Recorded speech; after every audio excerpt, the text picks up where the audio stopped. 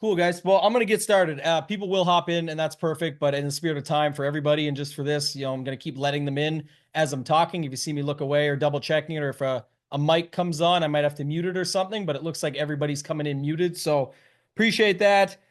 First off, obviously, want to just thank everybody. This has been a huge thing for me, part of my journey, just trying to get this thing rolling, working on it for many years, and all of you making it come true has just been phenomenal. And hopefully so far so good, and you're liking what you're seeing. And I think that's what today's all about, right? The idea of this one is the 2025 outline.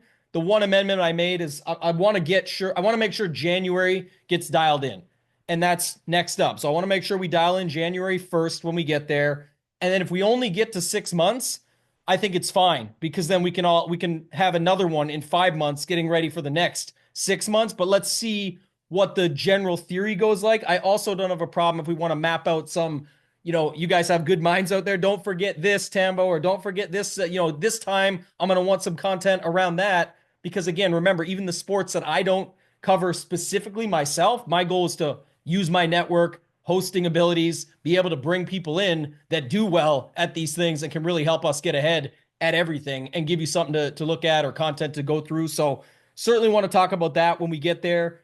Quick housekeeping, and then we'll get into it right away. But the ticket announcement, so December 23rd, you guys all know this. We've done some stuff with extra ballots available, things like that.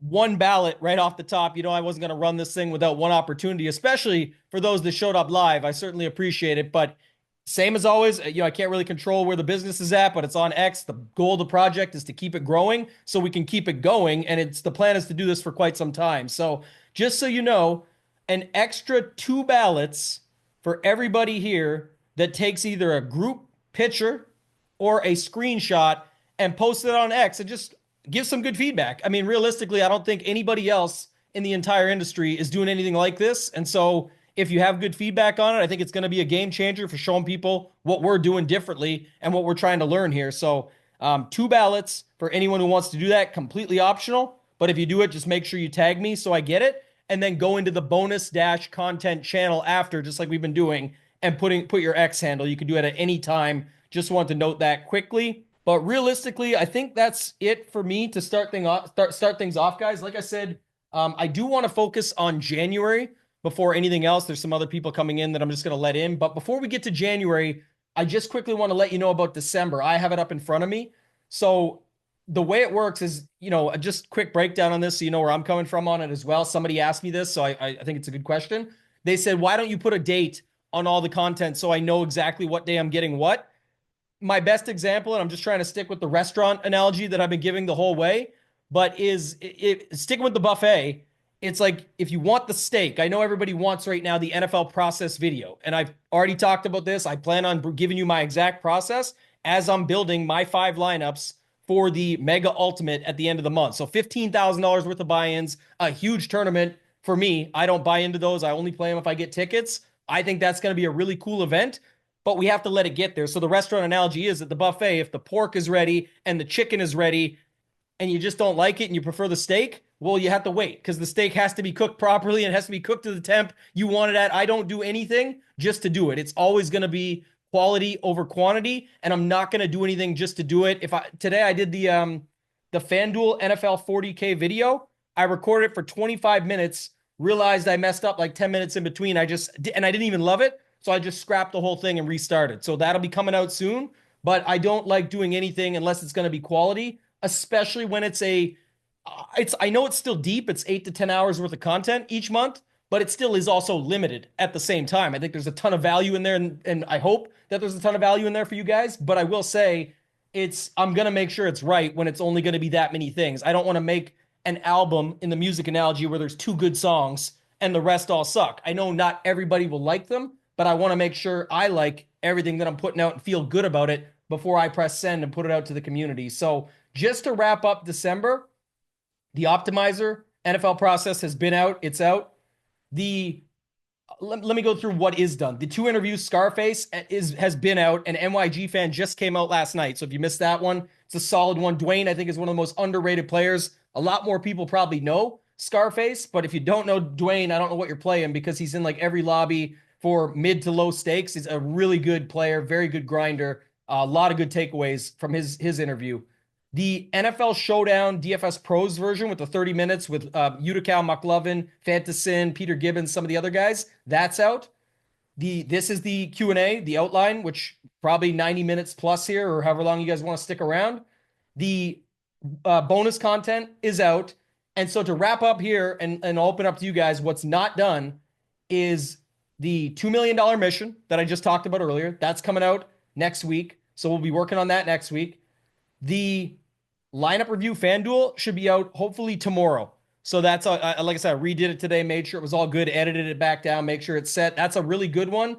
Even if you don't play on FanDuel, one of the topics that you'll want to pay attention to is portfolio manipulation, and especially if you play 1 to 5 max, whether it's in a 5 max tournament, or in this case, I'm playing 5 lineups against people that have 150. That I think is more powerful, because a lot of times you're going to be in a tournament where you have tickets or you're just in it and everybody got you covered, but you're not going to throw your tickets in the trash. You're going to play them to win. So that video will still give you a lot of good takeaways, even if you don't play on FanDuel.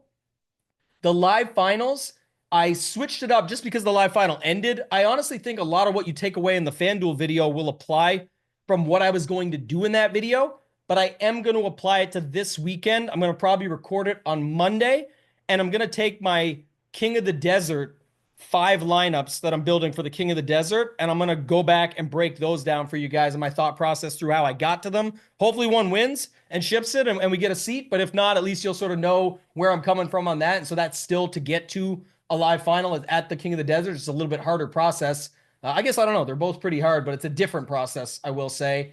And then goal setting will be at the end of the month. So I'll have that for you guys later on, probably the 30th or the 31st. It'll be tight. It'll be at the very end, but that'll be the last one that comes out, because I do want to summarize 2024 and then show you what I'm setting up for 2025 and then why, and then also make it around you guys so that it can be something you can work off of and give yourself ideas for setting your own goals and making them realistic and sort of measurable, that you can do it that way. So I think that's it. The last thing, and it's been discussed already, but DFS Mind Map 2 will come out at the end. It'll come out when it comes out, but the reason I put it on December is because it's top of mind. It's part of the mystery bonus.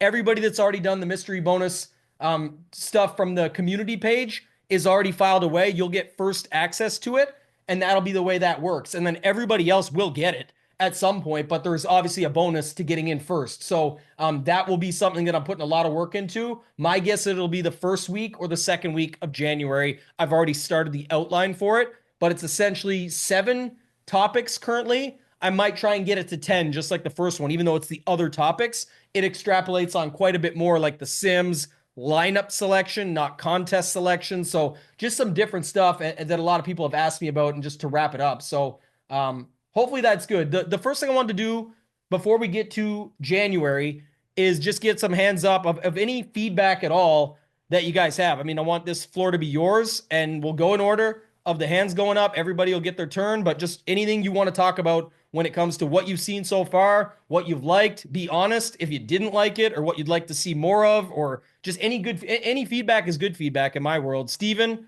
I see you there with your hand up. If you want to go off mute, you're up next. Yeah, simple question about, I'm still trying to find out, I'm pretty new to this, and just trying to look forward to, how do I decipher between understanding and looking at stats versus projections versus different, types of tools and stats that come across, as far as narrowing down the players that I want to be able to put in my lineup. And I know the overall, and I have sort of a process, but just kind of looking at, okay, I want to get really intricate and trying to, decipher between 2 players. Do I look at projections, or do I look at stats? And if it's stats, what stats do I look at? Yeah. Are you talking for NFL specifically? Yeah, NFL basically, and golf, really. Those are my 2. So we're going to cover that for both. The NFL one will be part of the $2 million mission. That's literally going to be process of breaking it down from the tools I use, what I dig into for matchups, how I turn it into a lineup, and then what I do with that based off of that. So that one is just around the corner for sure. I would say, like, the optimizer. Did you watch the optimizer NFL process video?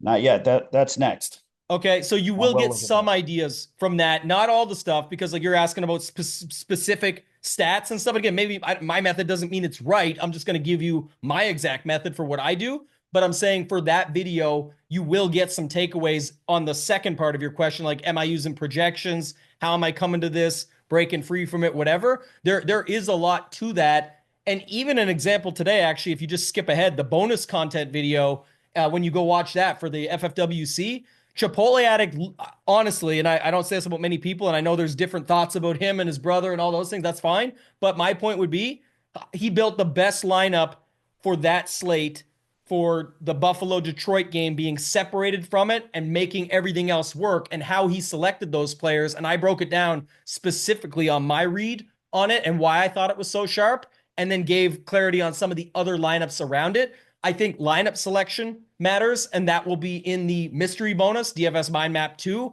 where I specifically talk about that, because the field size, this is one of the most overlooked things. And I had a conversation, a good one-on-one with somebody the other day, and it was talking about, I forget the exact breakdown of what we talked about, but the setup of it was more along the lines of like poker, and how, when people, I don't know if anyone here plays poker, but it's a good analogy, I thought, for sure, of like going on tilt, and they, their bluffs aren't getting respected at the lower stakes, so they jump up to the high stakes. They'll respect my bluffs at the higher stakes. Well, the concept applies to DFS as well. Everyone's like, oh, this player's not actually that good. They just crush it because they play in the Thunderdome. It's like, no, they know exactly what tournament they're playing in. They're building for that, and it's like they're going to the $50,000 cash table for No Limit Hold'em. They know what they're doing, and they got their money to get to that table in the game. They're literally one of the better players. So I would say those two videos for sure. Check out the optimizer one, get some thoughts and ideas, and then also, and if you watched Mind Map, you'll know number 8 with optimizer benefits, how passionate I was about that one, for good reason. I think it's literally probably the most overlooked or biggest leak in most people's game, is not having an optimizer, or thinking an optimizer is only for 150. You'll see when you watch that video why I'm explaining it that way, whether you have 1, 3, 5, 20, whatever, and then go skip ahead to the 19-minute mark on the FFWC bonus content today. You won't have to see me in the cowboy hat or anything. You can just skip right ahead to the actual lineup and go from there. But it shows a little bit more on kind of what you were asking as well. But we'll have a lot more coming in less than 2 weeks on the $2 million mission NFL process for exactly what you asked. What's going on? So I think for me, a big thing is kind of when you open the DK lobby, there's a whole ton of contests to choose from. So I struggle most on contest selection. I know DGen and his video on PGA always kind of goes through the top tournaments, each week, and goes through like what's a bad contest, what's a good contest to play. Obviously that differs for everybody, but obviously the 10%, to 10th, or 10% of first place, like we kind of all things we always talk about, we know that. But I guess generally speaking, just never know. Like I kind of always open the lobby and there's just all these contests. I'm like, okay, like obviously I know if I'm competing against 300,000 people, I know I have to set a certain lineup for that. If I'm competing against 5,000, but like, how do we? Is there like a good way to maybe we could start like a video or a chat that kind of says like the best tournaments for the week? I know for NFL they're pretty much the same or standard every week, but they do throw a couple in here and there. And especially when PGA starts, I think they're going to introduce probably some new contests and some things like that on, it's just always a thing for me, is I always open the lobby. I'm like, all right, what do I want to do this week?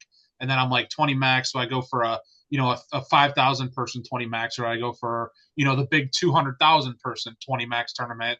Obviously you'd play differently on those, but I don't know, just kind of like not grading every single contest that's out there, but maybe like a top 10 of like, not necessarily asking you to do the work for us, but like what exactly, besides the payout structure, what are we looking at, Sure. Yeah, so good note. I just wrote this down that, sort of gets the ball rolling. I want to keep this is good conversation so people can keep throwing their hands up. I'll get to them in order. Bill, I see you'll be next. But to note it, I wrote January. I'm going to add a bankroll management contest selection strategy video, and I'm going to keep that one to NFL and get it out early. And then I added to February to make one for PGA, and I'm going to get it out early. So I'll do it unbiased, and I'll add some of that stuff in.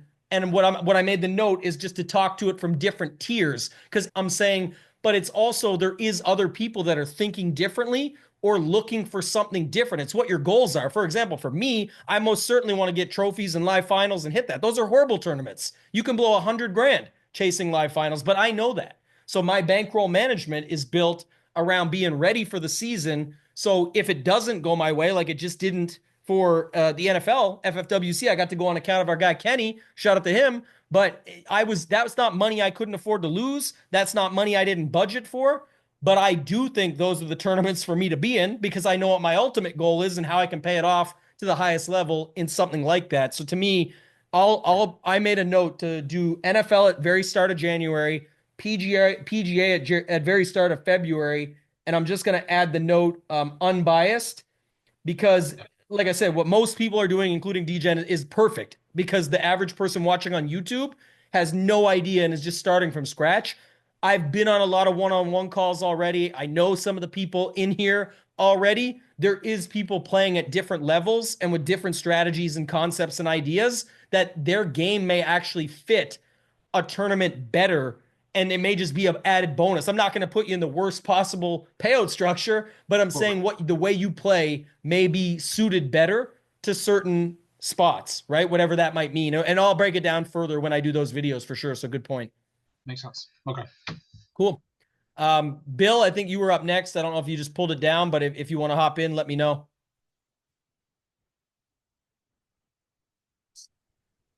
Hey, Tambo, can you hear me? Yeah, I got you. How you doing, man? Okay, good, man. How are you? Very good, thank you. All right. Hey, this is awesome. I really got into PGA DFS about 3 years ago when I found DGen on YouTube, and then I started following you and Mayo, and I really love PGA DFS. I play NFL, I play NBA, but those aren't my two best sports. PGA is my best sport by far. My question is, can we do like a video like you did for NFL, talking about your process? Because we talk about building in sets, and you talk a little bit about, correlation and how certain terms and things that you try to do in NFL or NBA DFS, but how do those apply to PGA? And then specifically for PGA, talk about building in sets. And my question is, one thing you guys really helped me with last year, I watched the shows you and DGen did, and you guys talked about for the Masters, you have to find 6 golfers, a guy that wins, a guy that finishes in the top 3, a guy that finishes in the top 6. And so when I was going through and trying to build my lineups for the Masters, I really tried to focus on guys that I thought could win the tournament, guys I thought could be in the top 5, top 10, so on and so forth. And I ended up getting tied for second with McLovin on the $12 single entry. And that was my biggest hit to this point in DFS. So I definitely think some looking at how rosters are constructed and just a video talking a little bit about the process that you've come up with for PGA DFS, and if it applies to 3 max, 10 max, 20 max, 150. How are those how are those contests affecting how you build or how you look at roster construction? Okay. Yeah, so I wrote down building in sets because that'll just make its own short video, probably be half an hour or so, but I can go through it all for a couple different ways. It'll apply to both main slate and showdown as well. I know a lot of people play a lot of PGA showdown, and that's where it can come in really handy. So I think it's an overlooked part. It's one of the, if you watch the NFL optimizer process video, remember I said, if anyone who watched it, they know at some point I said right now is when everybody would stop and just take what they got. Yet there was like another 25 or 30 minutes of what I'm doing. That's the difference, right? It's not just to put in extra work to put it in. You still, nobody cares to work harder, but you still want to work smarter, not harder. But I do think that's smarter in that case because people are stopping and they're skipping and they're only reviewing their lineups after the event happens, and they're not reviewing their lineups before they enter it. And it's like they get a bad grade. It's in school. You go back to school, you get a bad grade, but you didn't actually review your work. You just handed it in the teacher to beat a deadline, and then you got pissed off or wondered why your grade was bad. You didn't really try. You did it, but you didn't really follow up. So that's key. One thing we got to get clear on, I think, is the best plan here, because January golf does start, right? But I think everybody also has to know and remember and understand a little bit, if I put it this way, is that it still is NFL. Like, it's the playoffs. There's a ton of showdown slates. There's a ton of huge staggered slates. There's a lot of stuff going on. I know my content and stuff will still be up over at Ship It Nation for anybody who's a member there, or whatever site you're a member of. The content will be up at those places for projections, ownership, all of that stuff.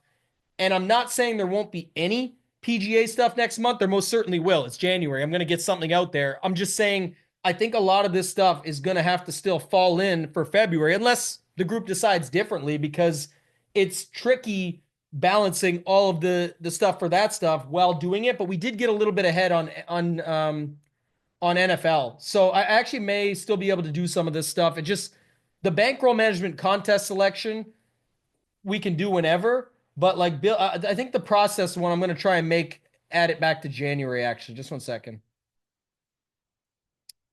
And maybe tomorrow more people, throw ideas into the Discord and stuff. But I'm going to put the process one there. I think if I don't get to building in sets until late January or early February, it's not going to kill anybody, because some of it will be brought up in the process. But the idea of February, March, April, May, June, like we have months to be able to use that to our advantage, and we can still have discussions around it and mention pieces in the Discord. It's just balancing the amount of content and what we still have to wrap up. I guess, does that answer your question, Bill? You're good with that for now? Okay, thumbs up. I see. Let's get Christopher, let's get you in here first, and then I'm going to table something back to the group. Go ahead. You've been waiting. No, thanks. This is a great opportunity. The three main sports that I play are NFL, PGA, and tennis. And I think Ship It Nation has an amazing tennis Discord. Pickett's done a lot to kind of, organize that group. And was wondering about the possibility of either interviewing him, but maybe talking more deeply about some of the metrics that people need to pay attention to in terms of tennis research, and how he and perhaps others, certain sites, that they use, or different stat categories that they're looking at when trying to decide between players for tennis. Yeah, I love that actually. And that's, it'd be a good, not necessarily, I don't want to call it like a guinea pig or a practice run, but I'm saying like, I love the idea, because that's the whole goal, is on a sport that I'm not as involved in, get somebody like Pickett who is an expert at it and knows it inside and out, plus has insight on where you could pick that stuff up and just make it into a mini course where him and I hop on. It's sort of not an interview in the sense of his journey. And like, I wouldn't make that a behind the mind, for example, because, not that I couldn't, and Pickett's amazing, I'm saying, but reserving only so many spots for everything. I think what would be better is actually a tennis mini course for anybody who wants to get into tennis, which is actually a growing DK sport. It's just smaller, right? That's the only difference. Growing, the tournament sizes are better, the prize pools are better, but I like that call. Do you know off the top of your head, I'll just keep you live before I go to Brian, and then I'll table the other one, but the tennis season, if you will, or quote unquote season, what is sort of the sweet spot or breakdown, or sort of, that's what we're trying to organize today with this outline, right? Like, when would that be best to have? Tennis has a very short off season. Okay. The first major of the year is the second 2 weeks of January, is the Australian Open.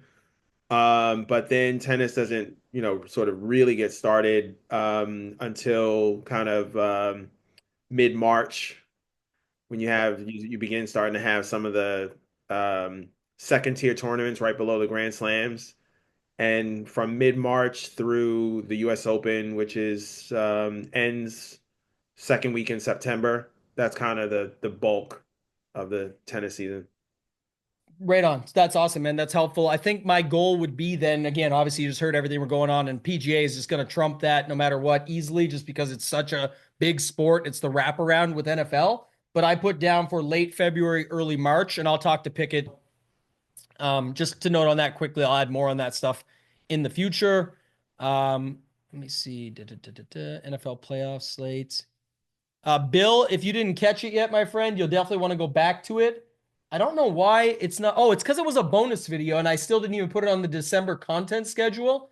But if you go to the strategy dropdown, and if you haven't watched Inside the Mind, the very first one at the bottom, NFL 2 to 4 game slates, you're really missing out. I think that was one of the sharpest video pieces we put out yet. And shout out to my guy Billy for helping out. But that literally breaks down from staggered slates to non-staggered slates. The had to have it scores, which definitely matter in those. And it's the example too. If you watch the latest one I just put out today, the FFWC, and skip to the final 10 minutes, you'll see Shady Advice's lineup where he played Strange and Jordan Akins, double tight end, because, well, it wasn't a short slate, it was a smaller field.